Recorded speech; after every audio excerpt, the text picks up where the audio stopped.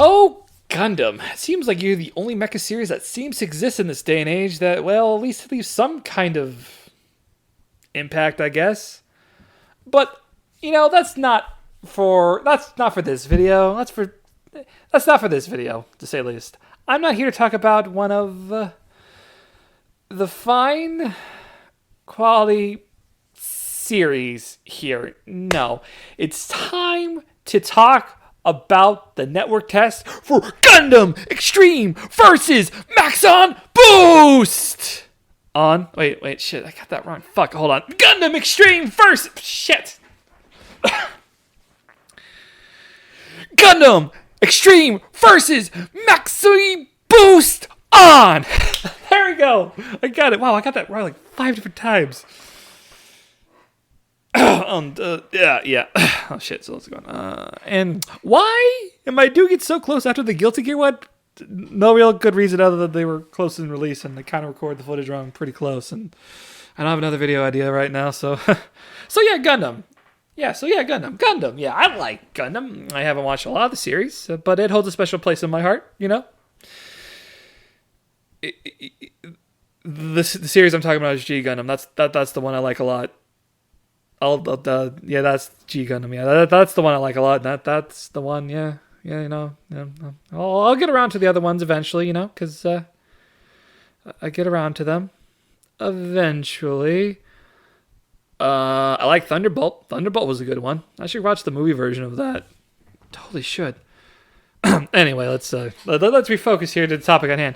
I've never played a Gundam Versus game before, but like Guilty Gear, I have at least one installment synced somewhere in my backlog. Yeah, I heard it wasn't great. It just suffered from my typical, I just didn't get around to it treatment that most of the games in my backlog do.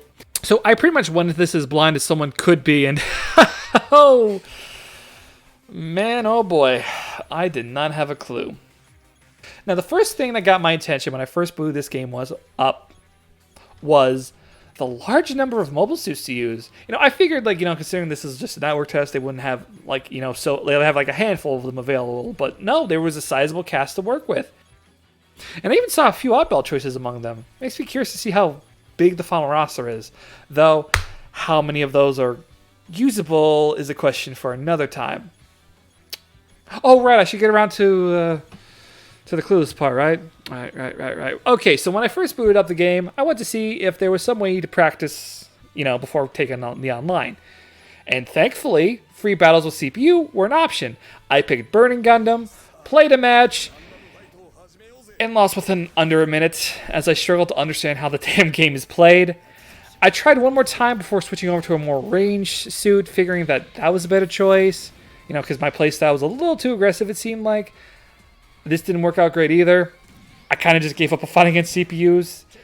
Still, not sure how to play the game. After that, I just jumped to the online, figuring that wasting more time on CPUs wouldn't help me, and that I just needed to see how the online worked, just because, for the sake of the video, because I'm talking about it. So I took Buster Gundam in hand and prayed to the fates that it would go well enough. And it was hard for a bit to get a match going, and so I was kind of stuck in waiting hell for a while. The good side is that I figured out how to fucking play the game, which was cool. But that was only the controls, and let's just say after a few matches, once I started to get going, I figured out how the game worked. Bear in mind, I lost a lot during this learning process. In fact, my entire time with the test, I really didn't win at all. Maybe thanks to my partner, I managed to score a win or two, and it didn't matter whatever suit I used. Either it was full armor, Bolteros Lapis, Gundam Strike Perfect Form, or even Brave Commander Test Type. I tasted bitter defeat time after time. And this was just a wonderful reminder of why I don't enjoy online multiplayer games a lot. But despite that, and despite my tiny frustration, it didn't discourage me from getting this game. In fact, I found myself saying, God damn it, I'm going to need the offline moons to get any fucking good at this game. So yeah, I will be checking out this game out now, and hopefully crush my losing streak. But by day's end, I felt my ass was kicked enough and to leave the demo off my PS4 and boot up Samurai Wars. Why? Because at least with that game, I could win.